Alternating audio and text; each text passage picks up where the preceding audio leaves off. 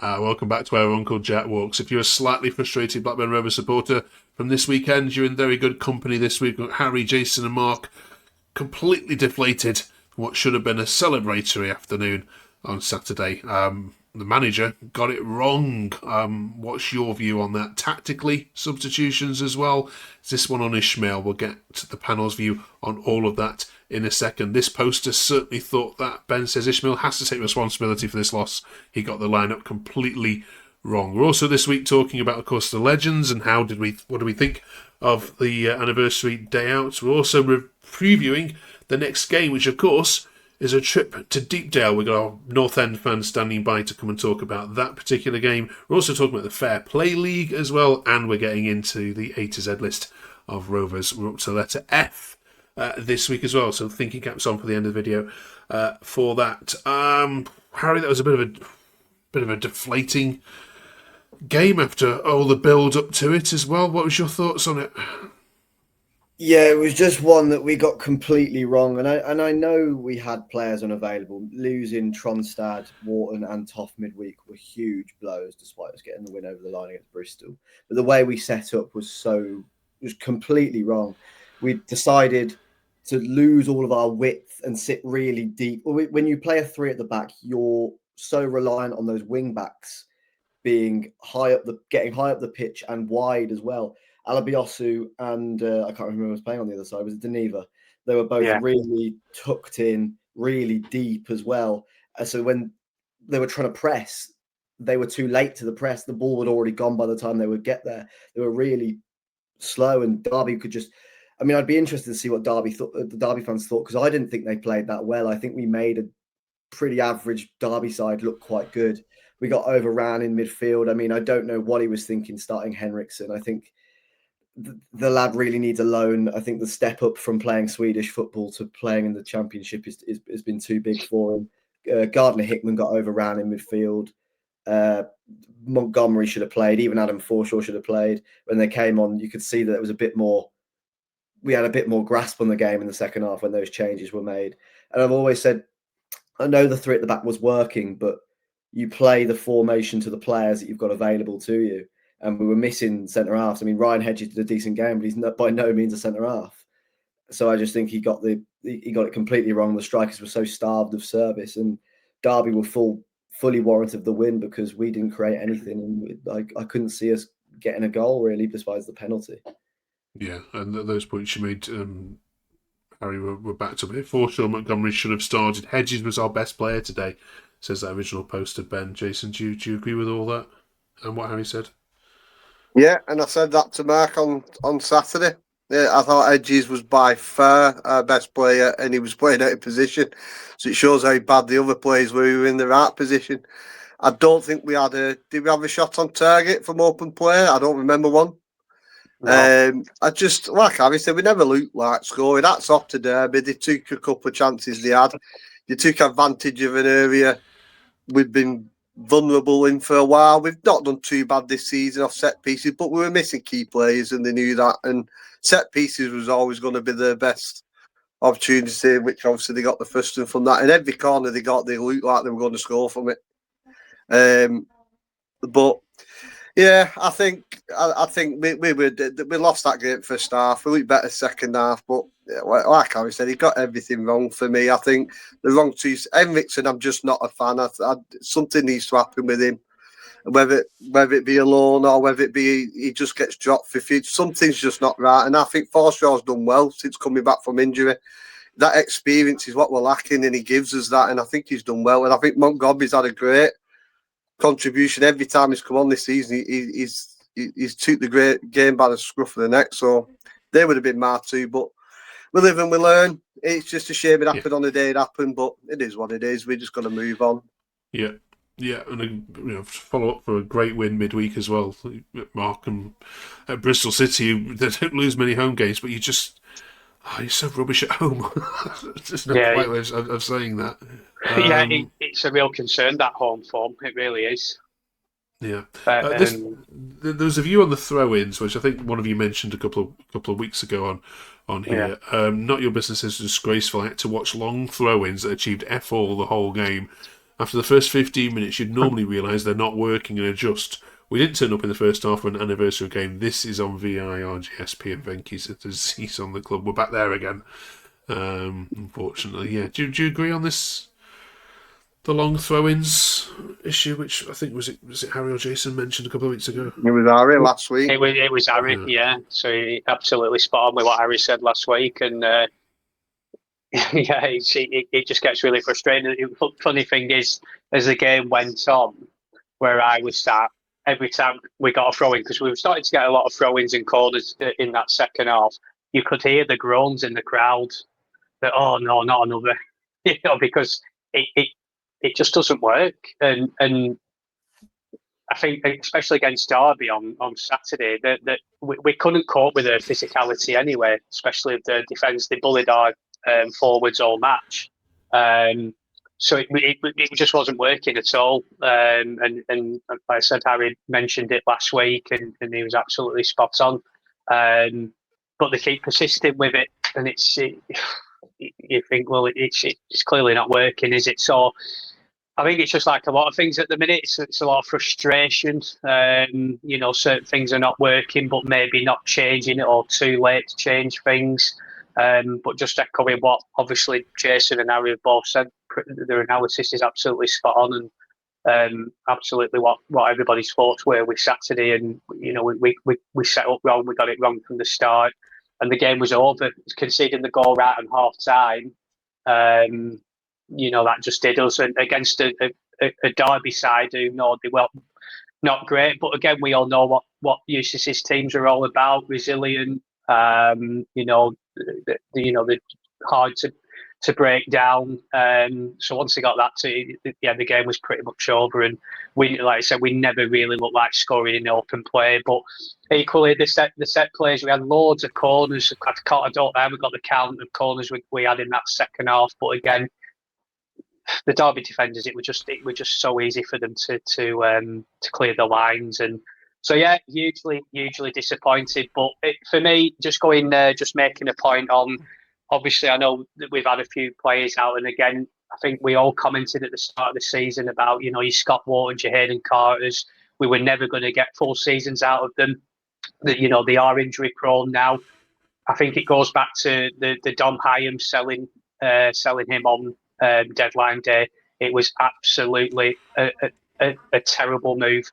I think from the club, and yes, all right, we got decent money in for him with a player that was running down his contract, but it was absolutely ridiculous to let him go and not replace him on deadline day. And I think we're looking like we're suffering from that a little bit now. I think Wharton's out now. Is he out for another 8 weeks? 10 weeks. 12 weeks or something. So yeah, and obviously the keeper, huge miss. So yeah, it could be a bit of a long winter ahead, really.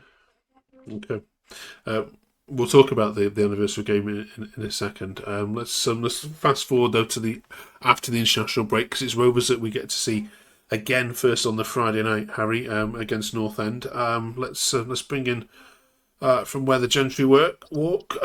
Joey, our North Ender. How are you, Joey? Yeah, not too bad, Mark. Thanks. Okay. What have you made of Rovers so far this season? Are you looking down on your lofty position of fourth in the league? Yeah, I mean they've sort of been very traditionally Blackburn Rovers, where they put a bit of good run together and then went on a really bad run, and you just don't really know what you're going to get with them.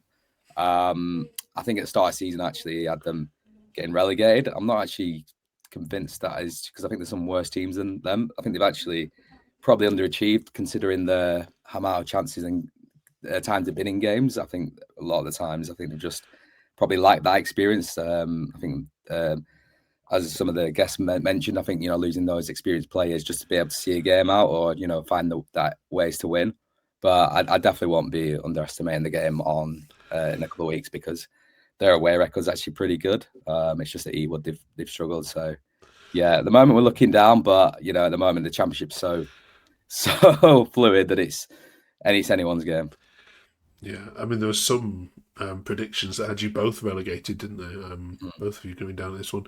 Right then, Harry, is this game between Preston getting closer to the dislike you have for that other lot? Is it becoming a because you play each other more often? Is it? I know it's not going to be your main derby, of course it never will be, but is it getting closer in the dislike between the clubs and fan bases? I feel like we have this discussion every year about whether Blackburn and Preston is a real derby or not, and I think it's sort of I suppose it's good for both fans. Like I'm sure Preston wouldn't say that we're their biggest rivals. I think it might be Blackpool, but if we're not playing Burnley, they're not playing Blackpool. It does both fans good to get a little bit of rivalry, get a bit of tension on a game as well. And we've had some decent games against Preston in recent years. Have been pretty tight contests.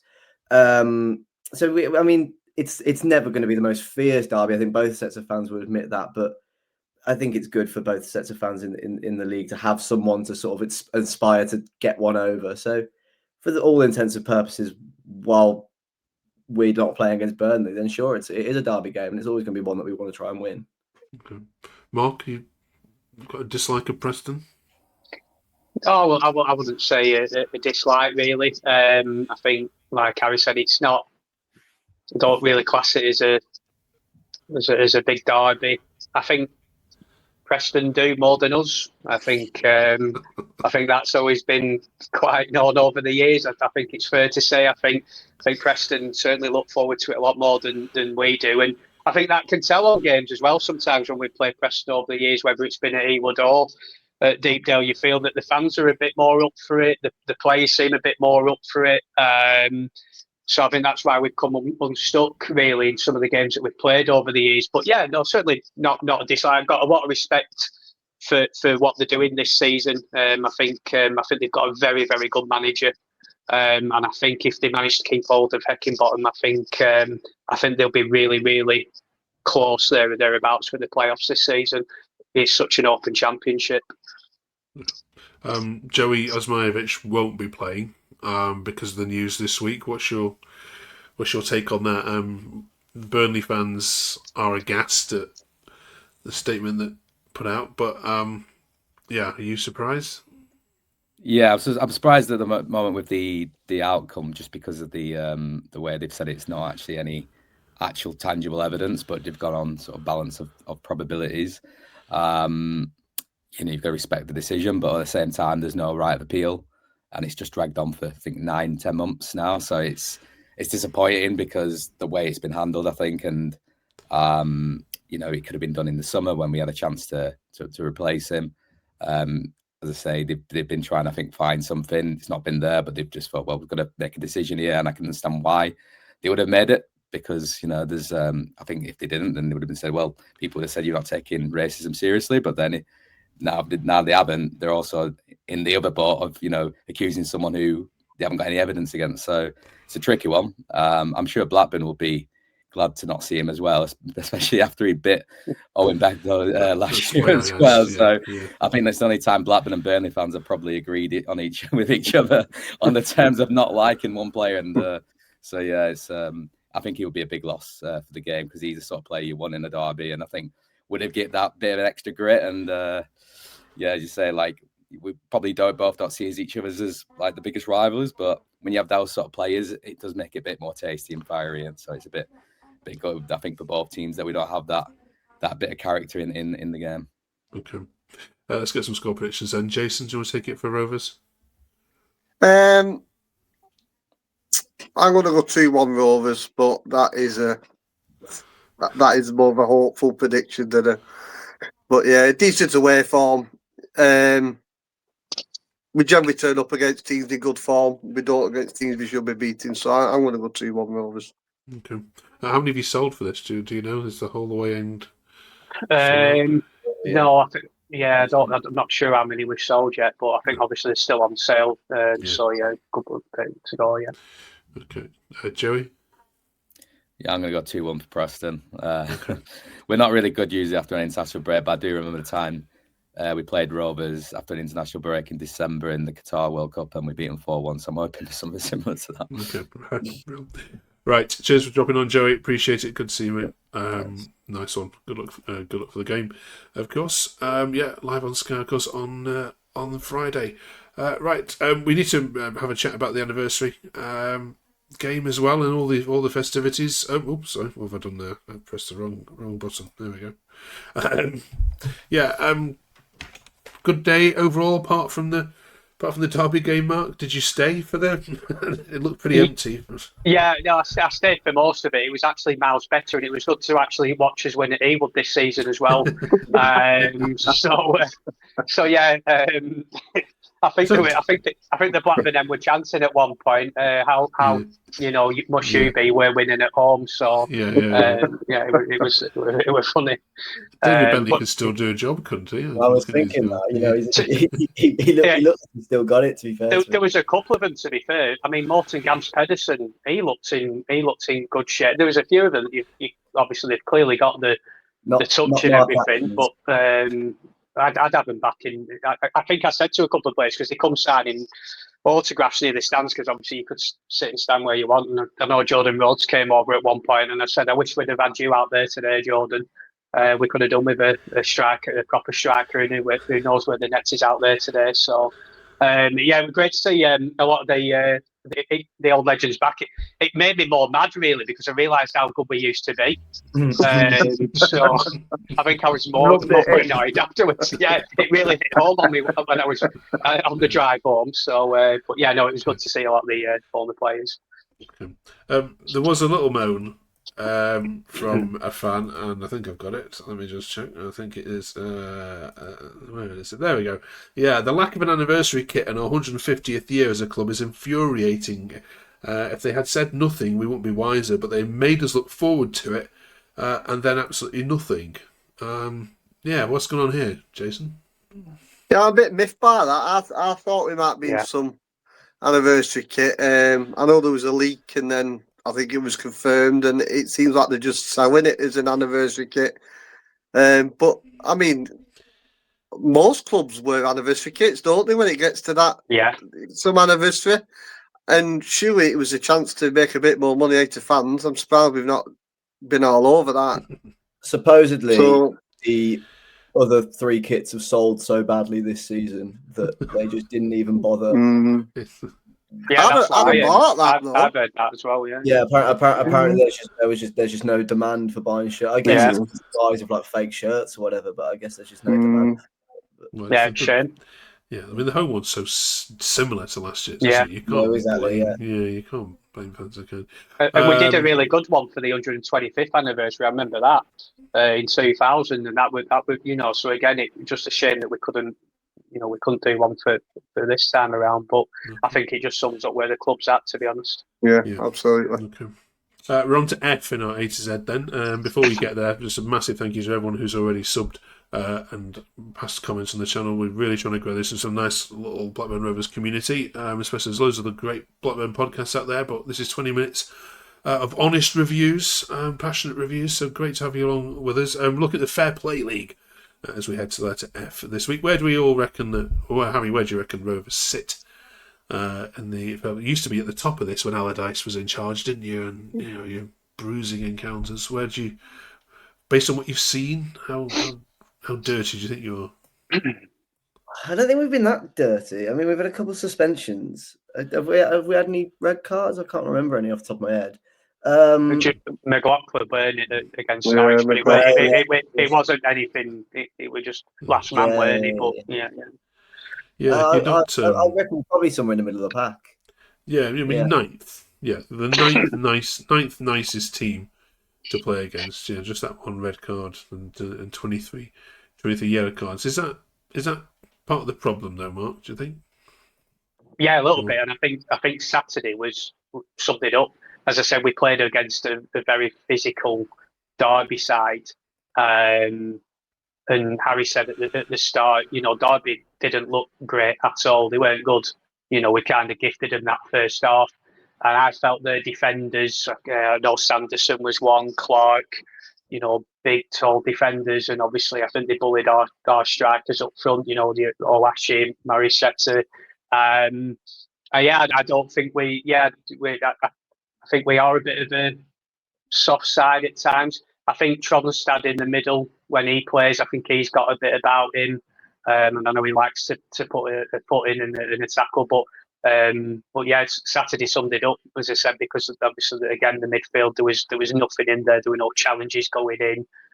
So I think we have got a bit of a soft squad. I think, you know, if we'd have said last season, you know, your Don Hyams, your Travis's, all that, you know, you like to think, yeah, you know, we're okay here, but this season, no, not at all for me.